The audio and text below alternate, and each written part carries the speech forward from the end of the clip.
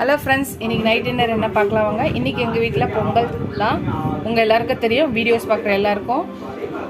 As usual தேர்ஸ்டேனா எங்கள் வீட்டில் night dinner வந்து பொங்கல் தான். தொட்டுக்க சாம்பார் வச்சுருக்கேன். இன்றைக்கி யாருக்கெல்லாம் பிடிக்கும்னு சொல்லுங்கள். பொங்கல் ஒரு ஃப்ரெண்ட் சொல்லியிருந்தாங்க பொங்கல் சாம்பார் ப்ளஸ்ஸு வடை சாப்பிட்டா ரொம்ப பிடிக்கும்னாங்க. எனக்கு ரொம்ப பிடிக்கும்.